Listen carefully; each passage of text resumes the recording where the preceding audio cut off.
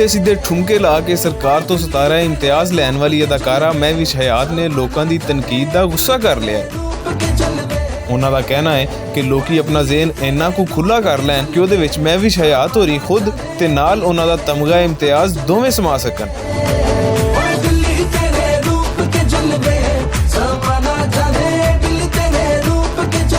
Item songs ਤੋਂ ਸ਼ੋਹਰਤ ਕਮਾਉਣ ਵਾਲੀ ਮਹਿਵਿਸ਼ ਹਯਾਤ ਉੱਤੇ ਤਹਿਰੀਕ-ਏ ਇਨਸਾਫ ਦੀ ਹਕੂਮਤ ਖਾਸ ਮਿਹਰਬਾਨ ਹੈ।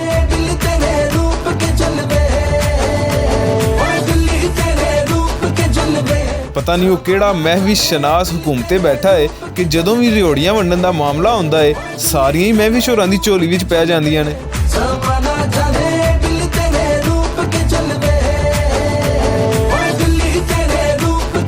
ਆਮ ਬੰਦਾ ਹੈਰਾਨ ਹੈ ਕਿ ਬੀਬੀ ਹੋਰੀ ਸਾਰੇ ਬੁੱਲੇ ਲੁੱਟ ਕੇ ਸ਼ਿਕਾਇਤ ਕਰ ਰਹੀਆਂ ਨੇ ਕਿ ਲੋਕੀ ਜ਼ੇਨ ਖੁੱਲਾ ਕਰਨ। ਕਿਆ ਹੀ ਚੰਗਾ ਹੋਵੇ ਕਿ ਮਹਿਵਿਸ਼ ਹਯਾਤ ਹੋਰੀ ਆਪਣੇ ਕਰਤੂਤ ਅਜਿਹੇ ਕਰ ਲੈਣ ਕਿ ਉਹ ਤੇ ਉਹਨਾਂ ਦਾ ਤਮਗਾ ਦੋਵੇਂ ਲੋਕਾਂ ਦੇ ਜ਼ੇਨ ਅੰਦਰ ਸਮਾ ਸਕਣ। ਹੁਣ ਇਹ ਤੇ ਨਹੀਂ ਹੋ ਸਕਦਾ ਕਿ ਤੁਸੀਂ ਕਸ਼ਮੀਰ ਉੱਤੇ ਗੱਲ ਵੀ ਨਾ ਕਰੋ ਤੇ ਆਮ ਬੰਦਾ ਤੁਹਾਨੂੰ ਤਮਗੇ ਤੇ ਤਮਗਾ ਮਿਲਦਾ ਵੇਖਦਾ ਰਵੇ। मैम, आपने यतीमों की कफालत का जिम्मा लिया। कश्मीर में हज़ारों यतीम बच्चे हैं, क्या आपने उनके लिए कश्मीर में मना किया गया ना? कश्मीर में मना किया गया ना? मना कर दिया मुझे, मना कर दिया मुझे।